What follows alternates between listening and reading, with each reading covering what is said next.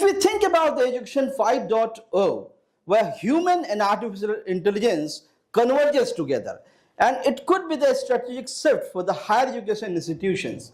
Many people talk about that why only higher education, why not for the school education? So let's talk about not higher education or the school education, education at glance. So if we talk about the journey of education system, pre-1800 periods can be considered the education 1.0, where the Gurukul system with knowledge apprenticeship was more appreciated.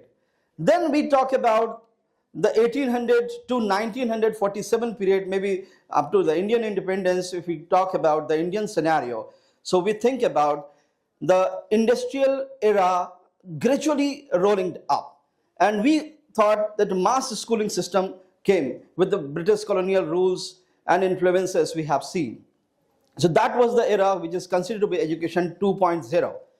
Then if we talk about the education 3.0, so education 3.0 is nothing when the digital revolutions, digital learning system came into the India. So that is the period somewhere 1990s.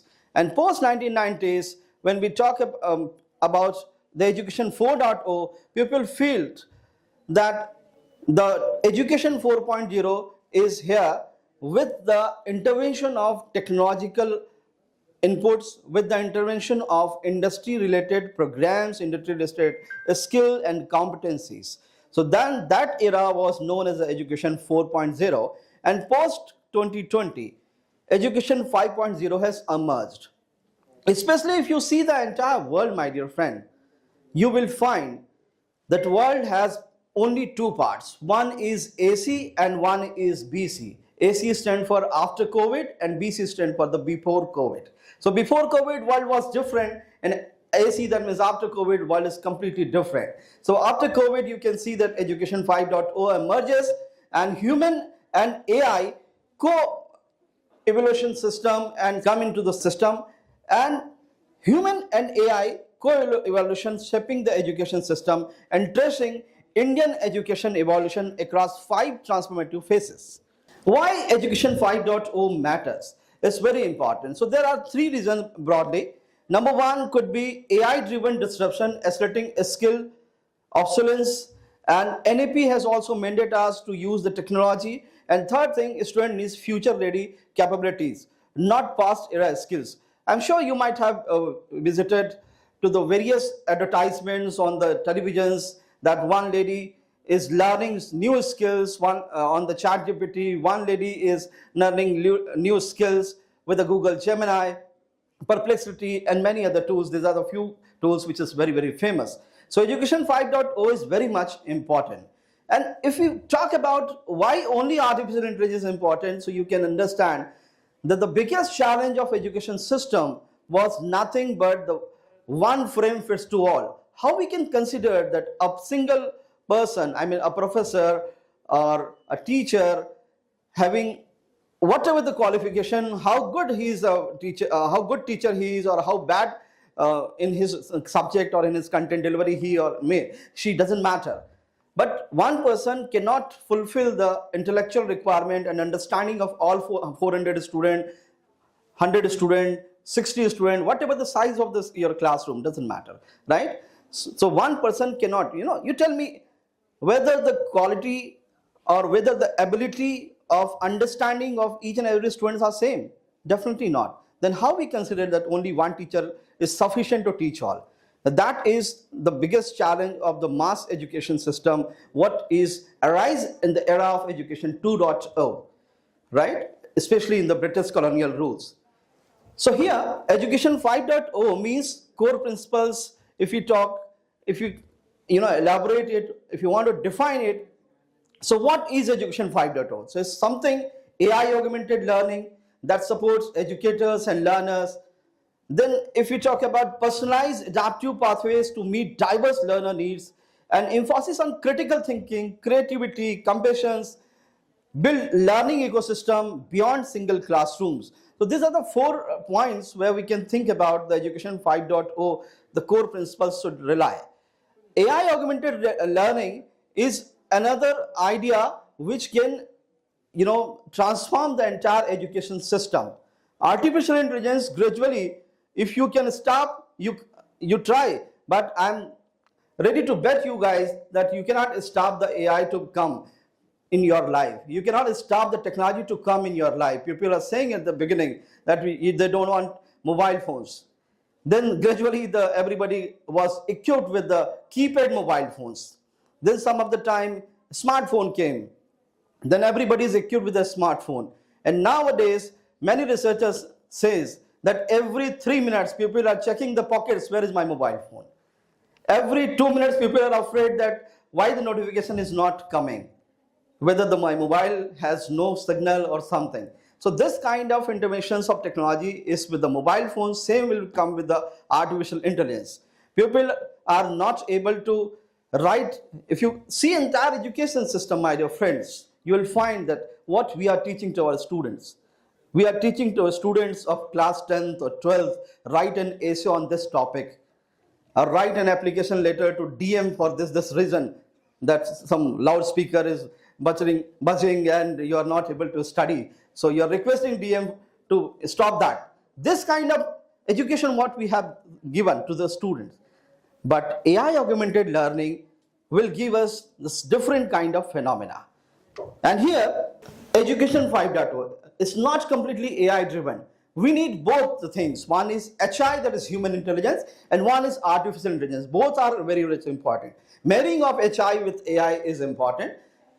Empathy and social understanding, then creative and abstract imagination, ethical judgment and value, contextual reasoning in complex setting is the features of the HI, human intelligence. If you talk about the features of artificial intelligence, you can see the high speed computation and scale, then mass data processing and pattern recognition, consistent repeatable performance, augmentation of research and analytics are few of the features of artificial intelligence.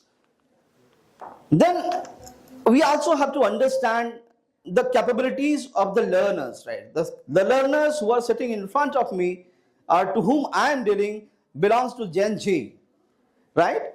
And the students who are already in the schools are the Gen Alpha.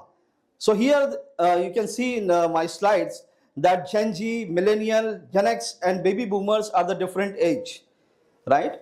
So Gen Z has the different capabilities. They could not wake up at 4 a.m. in the morning.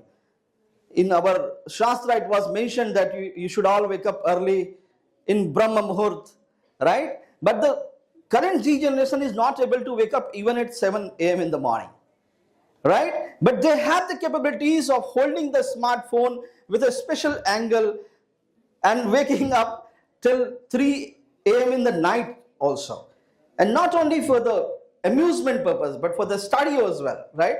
So as an educator, it is our role to transform that energy into a meaningful direction so that they can understand, they can do something well for the society. So here, if we want to understand Gen Z and Gen Alpha, they are the digital natives, and we the teachers are the digital migrants. Some of the time it could be mentioned more beautifully that the students, those who are sitting in front of me, they all are the AI citizens, and we guys, little old, are AI migrants only. So digital citizens and digital migrants are the things. Then visual and experiential. Gen Z is more visual and experiential. To understand one thing, if you understand the root cause, I have met with many vice chancellors, I have met with many teachers, of the schools, principals, and many people are saying कि यार वो बच्चे के अंदर वो बात नहीं है, न पहले के जैसा बच्चा रह गया, न पहले के जैसा टीचर रह गए. No, it's a wrong interpretation. We all have to understand the generation is always changing, right? And generation is always changing, and change is the rule of nature.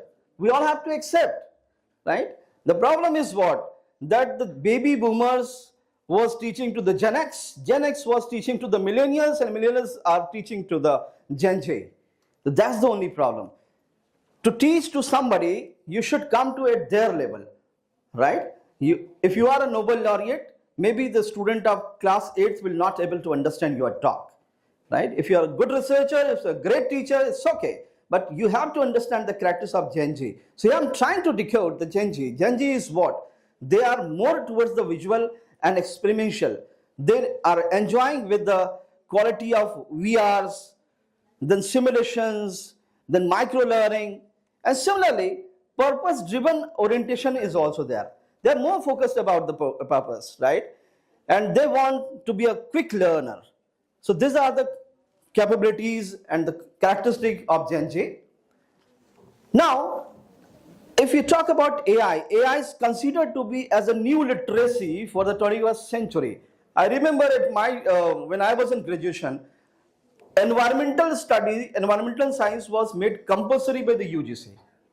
But now, universities are coming, many universities I know personally, and even I have also experimented in my university that AI should be the enabler, AI should be the part of curricula, AI should be not only the part of curricula, but also it should infuse intelligently, so that the students could become more employable, more skilled, and not only for the industry ready, not only for the employment ready, but they should do for their own startups and all.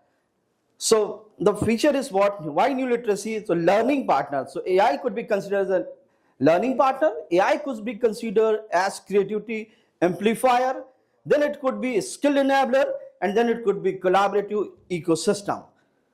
The student of future, again, as I just told, that the current students are not just degree takers.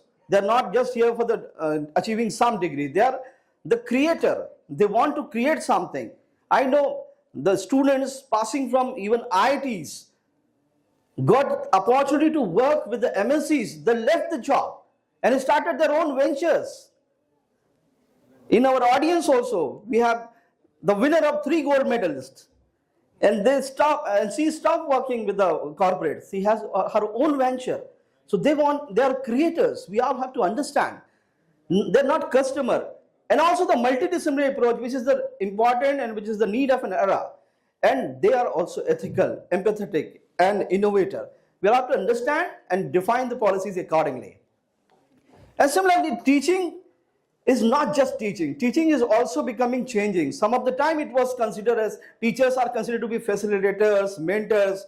Now teaching are toward inspiring. We should inspire towards a particular technology, to a particular thing. Students will find their own way. Gone are those days when I was struggling for my PhD from pillar to post, one library of this place to another place, in fact, not only place, but also states.